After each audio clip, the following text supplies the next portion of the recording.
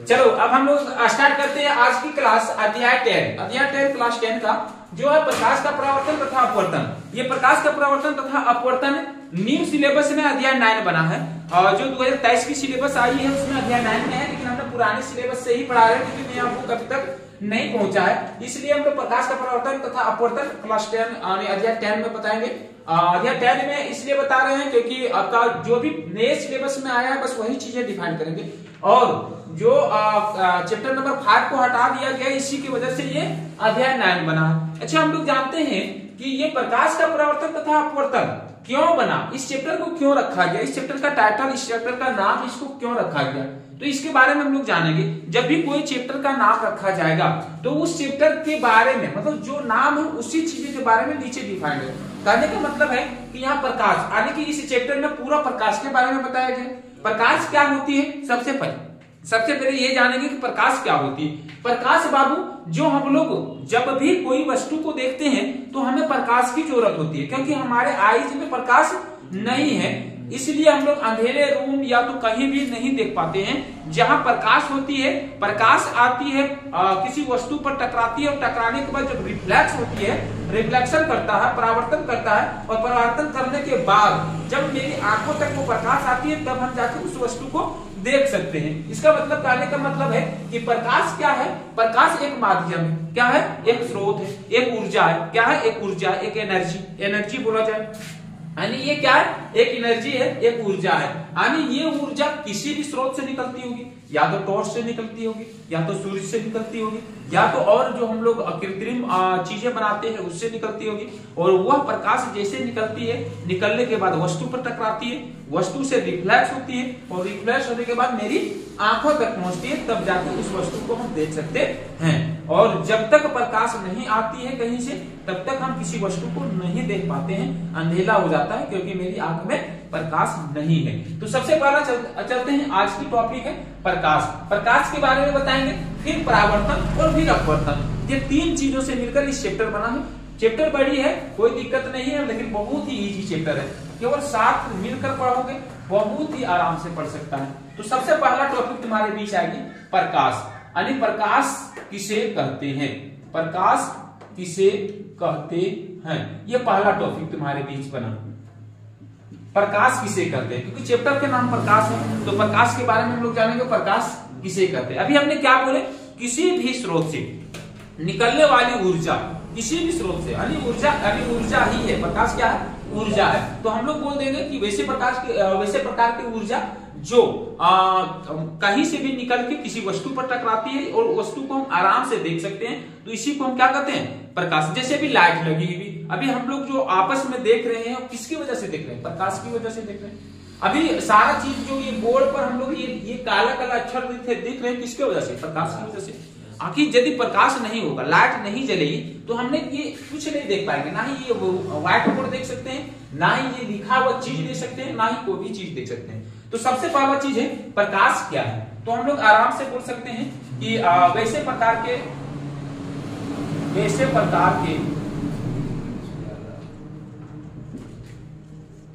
ऊर्जा,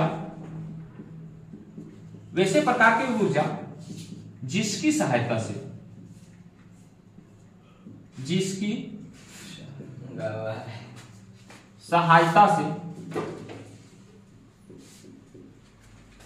किसी भी वस्तु को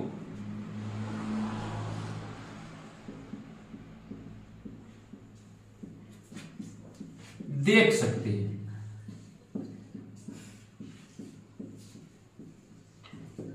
उसे प्रकाश कहते हैं।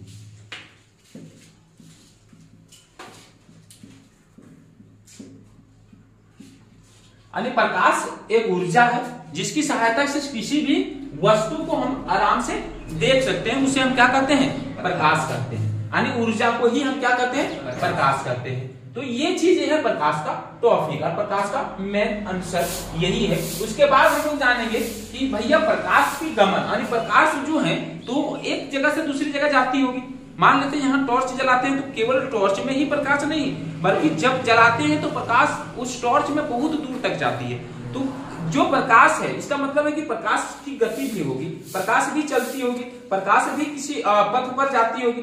तो आखिर हम लोग ये जान रहे हैं कि प्रकाश जो यहाँ एक माध्यम यानी एक जगह से दूसरी जगह तक जाती है वो किस अनुसार से जाती है। तो सबसे पहला चीज जानना है कि प्रकाश की गमन, जो प्रकाश की गमन है वो पदार्थों में किस प्रकार से विभाजित किया गया है, मतलब किस पदार्थ में किस प्रकार से प्रकाश गमन करती है और किस पदार्थ में क्या होती है। तो वो प्रकाश की गमन की ही दिशा क्या है, गमन ही। मतलब कहने का मतलब है कि प्रकाश के गमन के आधार पर पदार्थों को कितने भागों में बांटा गया। यानी यहाँ हम लोग देखते हैं कि अपने ही जो चीज पृथ्वी पे बहुत सारे पदार्थ हैं, तो पदार्थ तो सारे अलग अलग हैं। बहुत सारे पदार्थ है ऐसा जिसमें प्रकाश प्रवाहित ही नहीं होती है, मतलब जब हमने उस पदार्थ को लगा देते हैं तो पीछे कोई भी वस्तु नहीं दिखती है। बहुत सारे ऐसे पदार्थ हैं जब हम उसको लगाते हैं तो पीछे थोड़ी थोड़ी दिखती है। बहुत सारे ऐसे पदार्थ हैं जिसको लगाते हैं तो पीछे पूरा दिखता है, जिस तरह आगे दिखती है उस तरह पीछे दिखती है। तो कहने का मतलब है कि प्रकाश के गमन के आधार पर पदार्थों को कितने भागों में बांटा गया। तो प्रकाश के गमन के आधार पर पदार्थों को 3 भागों में बांटा गया। कितने भागों में बांटा गया, 3 भागों में। तो ये पहला टॉपिक, ये दूसरा टॉपिक में तुम्हारे बीच आएगा प्रकाश के गमन के आधार पर, प्रकाश के गमन के आधार पर पदार्थों को कितने भागों में बांटा गया है।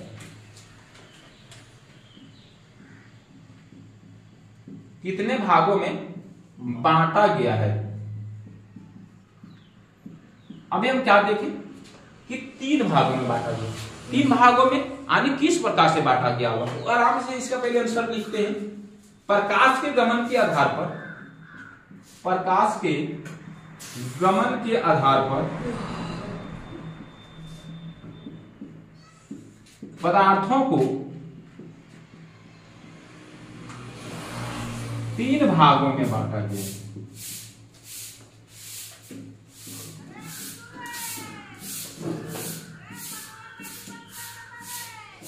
पहला भाग पारदर्शी पदार्थ। पहला क्या है, पारदर्शी पदार्थ। दूसरा होगा पारभासी पदार्थ।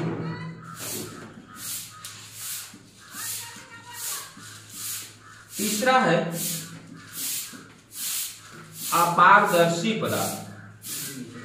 अपारदर्शी पदार्थ 3 भागों में बांटा गया।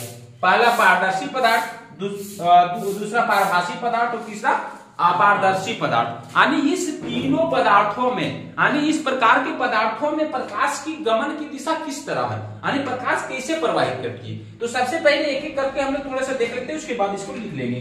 पहला जो है पारदर्शी पदार्थ, यानी कि वह पदार्थ होंगे जिसमें प्रकाश जो है आर पार आराम से दिखाई देंगे, पूरा साफ साफ दिखाई देंगे। तो हमने क्या है, किसी वस्तु को यानी उसमें जो प्रकाश प्रवाहित होगी वो पूरा साफ साफ प्रवाहित हो जाएगी। जैसे कहने का मतलब है कि इस पेपर को देखते हैं, इस कागज को देखते हैं, तो ये कागज में हम लोग ऐसे कागज को लगाएंगे प्रकाश में, तो ऊपर भी हम लोग आराम से बोर्ड को देख सकते हैं, यानी बोर्ड में क्या क्या चीज लिखा है उसको देख सकते हैं। इसका मतलब ये जो पदार्थ है मेरे पास है, ये मेरा पारदर्शी पदार्थ है। कौन सा पदार्थ है, पारदर्शी पदार्थ है, क्योंकि इसके आर पार जो है प्रकाश आराम से प्रवाहित हो जाती है। तो ये कौन से पदार्थ हो जाएंगे, पारदर्शी पदार्थ होंगे। और दूसरी पदार्थ जैसे मान लेते हैं पारभासी पदार्थ में कौन सी पदार्थ होगा। तो तुम लोग देखा होगा आज तक कि जब मेरे कॉपी पर तेल लग जाती है, कॉपी के पेज पर तेल लग जाता है, तो हम ऐसे देखते हैं तो आगे की वस्तुएं धुंधली नजर आने लगती है। क्या नजर आने लगती है, धुंधली।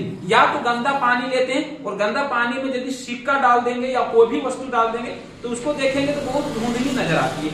ये सब सारे वस्तु में क्या है, यानी उसमें जो प्रकाश है बहुत कम कम माध्यम में प्रवाहित होती है। यानी आर पार की जो यानी प्रकाश जो है इधर से इधर जो होंगे बहुत ही कम माध्यम में क्या होते हैं, प्रवाहित होती है। तो ऐसे प्रकार के पदार्थ को हम कहते हैं पारभासी पदार्थ।